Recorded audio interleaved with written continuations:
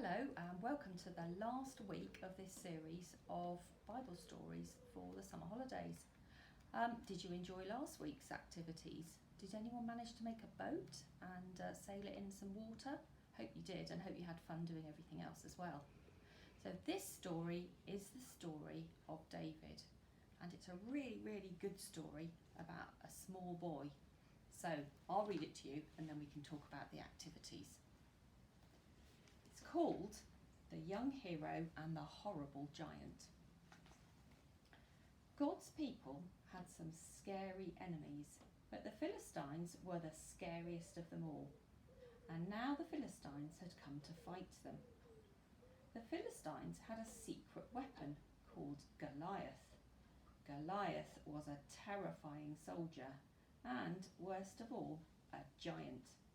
A giant so strong and so tall and so scary that no one had ever been able to fight him and live to tell the tale.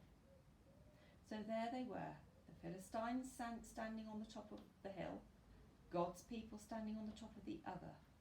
And every day Goliath came out and shouted, "Send your best soldier to fight me. If he wins, we will be your slaves. But if I win, you will be our slaves." No one spoke, no one moved. "Chickens," Goliath bellowed, "your God can't save you. I'll rip your heads off and have you on toast." His beady, greedy eyes glowered at them hungrily from under his horrible helmet, as if at any minute he really might just gobble them all up. And he laughed his terrible laugh. "Ha ha ha," he boomed, echoing horribly around and around the dry valley. Well, Goliath might just as well have been a green, slimy monster with 3 heads, because God's people froze with fear. Their eyes glazed over and they turned deathly pale. They knew that if someone didn't do something quickly, if someone didn't save them, that God would do something. He would send someone to save them.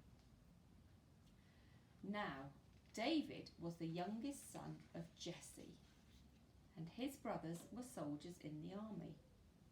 One day, when David brought his brothers their lunches, he saw Goliath, and he saw how scared everyone was. "Don't be afraid," David said. "I'll fight him for you." "You're only a little shepherd boy," the king said, "and Goliath is a great soldier. How will you fight him?" "God will help me," David said. So the king gave David his royal armour to wear, but it was too heavy and too big, and David couldn't even walk.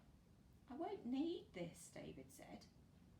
Instead, David picked out 5 smooth stones from the stream.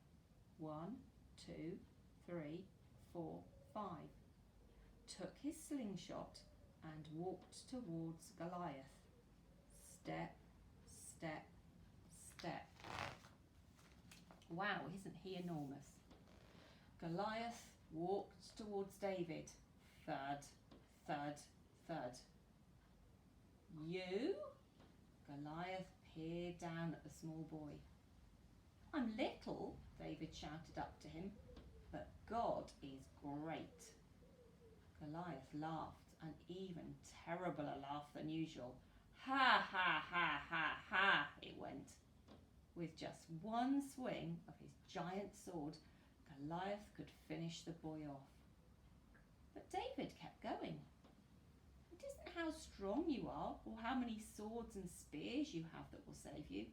It is God who saves you. This is God's battle, and God always wins his battles." David put a stone in his sling, swung it around and let it go. The little stone flew whiz like a bullet through the air and struck Goliath, thud, right between the eyes. Goliath stopped laughing. He stumbled and staggered and crash fell dead. When the Philistines saw Goliath was dead, they ran away. And when God's people saw them running away, they cheered. God had saved his people. David was a hero. And many years later, God would send his people another young hero to fight for them and to save them. But this hero would fight the greatest battle the world has ever known. So that's a really good story, isn't it? And who do you think the hero is that God sends? I'm sure you can think. Write in and tell us, or send us a message. Who do you think the hero is that God sent? Now, one of the activities that you could do is to throw a little ball, if you've got one, perhaps at a target or at an empty bottle, because David had a really, really good aim, and that was why he was able to send his stone in his slingshot and hit Goliath. And in fact, one of the activities is to make a slingshot, but it's only for little soft things, not stones. But see if you can perhaps put a bottle on a wall, or mark a target out on the floor or a wall with some chalk, and see how well your aim is with a little ball. This is a little soft ball I've got, so probably all right to do that indoors, but if it's anything harder, I'd do it in the garden probably. So enjoy your week and enjoy the activities, and please do remember to send us some pictures. And we'll see if perhaps we can do some of these in the future, probably not every week, but if you'd like to hear from us and get some more activity packs, please let us know. Enjoy the rest of your summer holiday. Bye.